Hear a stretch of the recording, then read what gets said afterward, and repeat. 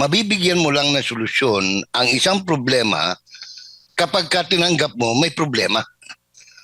Pag inako mo, pag sinabi mong walang problema, wala kang bibigyan ng solusyon. Ito ang tugon ni political commentator Jay Sonsa sa pahayag ni Bongbong Marcos.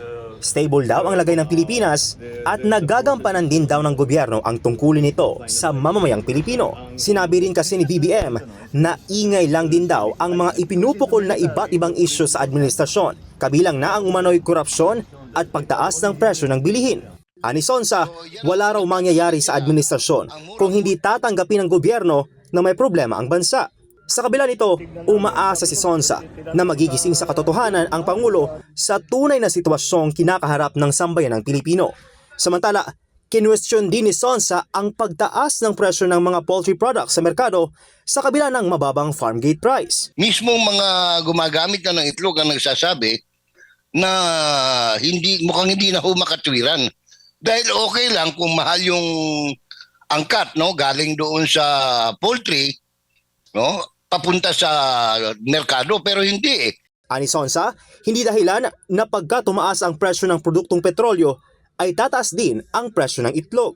Nanawagan naman si Sonsa sa Department of Agriculture na hanapan ng solusyon ang nasabing problema. Siguro tayo manawagan, baka hindi lang talaga nasabi ng maayos sa presidente, baka naman kay Mr. Secretary yung may-ari ng Pravel Fishing Corporation, si Chu Laurel, no, na gumalaw-galaw naman.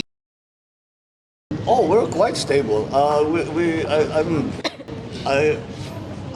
The government is functioning properly. Although there's a lot of noise, that's all it is. It's all just noise.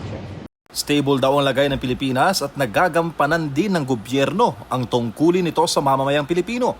Yan nga ang sinabi ni Pangulong Ferdinand Marcos Jr. sa panayam ng media kamakailan. Ito'y sa kabila ng kaliwat kanang hamon sa ekonomiya at lumalalang isyu ng korupsyon sa bansa. Pero ang tila pagkakamaling pahayag nito ni Marcos Jr. binara ni dating Presidential Legal Counsel Salvador Panelo. Sabi ng batikang abogado, questionable ang assessment ng presidente. Una-una, kung stable, walang gulo sa politika. Walang nag-aaway ng mga matataas na opisyales. Pangalawa, kung stable ang gobyerno, yung peace and order mo, kontrolado mo.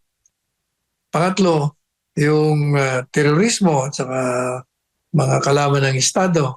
Ang 20 pesos per kilo na bigas na campaign promise ni Marcos Jr. nung eleksyon, nananatiling pangako hanggang ngayon. Pangapat, yung kabuhayan mo. Kung ang ekonomiya mo maganda, maganda ang kabuhayan.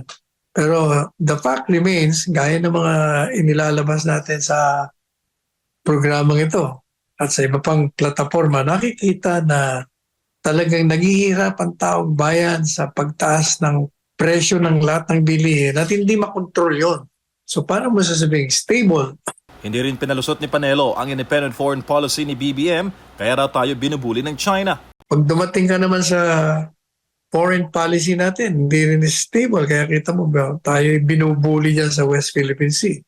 Mali ang mga patakaran. May mga ginawa din naman daw si BBM na hindi kapuna-puna. Pero ang mga ito, hakbang na hindi nakakaapekto sa pang-araw-araw na buhay ng mga Pilipino tulad na lamang ng issue sa ICC. Ang tama lang na nakikita ko sa ginagawa ni Presidente Marcos Jr. ay yung kanyang foreign policy pagdating sa ICC, International Criminal Court, na walang jurisdiction. Sa huli, narito naman ang grado ni Panelo sa kasalukuyang Pangulo. By and large, talagang may malaking problema ang ating gobyerno sa ngayon.